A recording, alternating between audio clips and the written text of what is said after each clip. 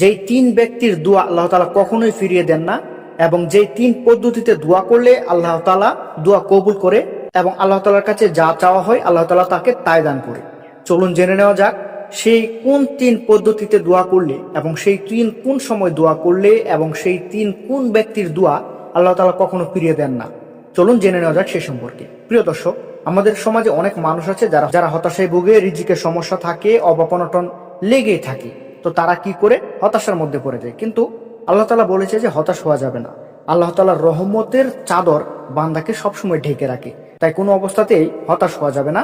আল্লাহ তাআলাকে স্মরণ করতে হবে বেশি বেশি এবং আল্লাহ তাআলার কাছে চাইতে হবে।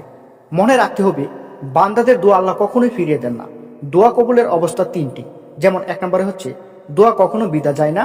তিন পদ্ধতিতে আল্লাহ তাআলা দোয়া কবুল করেন। যখন কোনো মুমিন ব্যক্তির দোয়ায় কোনো পাপ থাকে না। দ্বিতীয় নম্বরে হচ্ছে আত্মীয়তার সম্পর্ক ছিন্ন করার বিষয় থাকে না। তাহলে আল্লাহ তাআলা তিন পদ্ধতির কোনো এক পদ্ধতিতে দোয়া কবুল করেন। চলুন এখন পদ্ধতিগুলো জেনে নেওয়া যাক। প্রিয় দর্শক, এক নম্বরে হচ্ছে সে যে দোয়া করেছে হুবহু তা কবুল করে দুনিয়াতে দেওয়া হয়। দুই নম্বরে হচ্ছে তার দোয়ার প্রতিদান পরকালের জন্য সংরক্ষণ করা হয়। তিন নম্বরে হচ্ছে দোয়ার মাধ্যমে তার অনুরূপ কোনো অমঙ্গলকে তার থেকে দূরে রাখা হয়।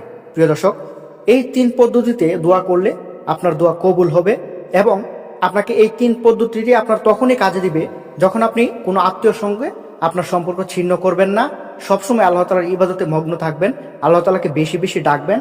এই গুণগুলো যদি আপনার মধ্যে থাকে তাহলে আপনি এই তিন পদ্ধতির কোনো এক পদ্ধতিতে আপনার দোয়া কবুল হয়ে যাবে। তো প্রিয় দর্শক, আশা করছি আপনাদের সকলকে বোঝাতে পেরেছি। এবং একটি কথা মনে রাখবেন, সবসময় কোনো ক্ষেত্রেই আল্লাহ তাআলার রহমত থেকে নিরাশ হওয়া যাবে না। তো আল্লাহ তাআলা আমাদের সবার মনের নেক আশাকে পূরণ করুক এবং আল্লাহ তাআলার কাছে বেশি বেশি দোয়া করার তৌফিক দান করুক এবং আমাদেরকে সকল প্রকার অভাব অনটন এবং সকল প্রকার বিপদ আপদ থেকে বেঁচে থাকার তৌফিক দান করুক। প্রিয় দর্শক, ভিডিওটি ভালো লাগলে অবশ্যই একটি লাইক করবেন। আমাদের চ্যানেলে নতুন হয়ে থাকলে অবশ্যই সাবস্ক্রাইব করবেন। সকলে ভালো থাকবেন, সুস্থ থাকবেন। আসসালামু আলাইকুম। আল্লাহ হাফেজ।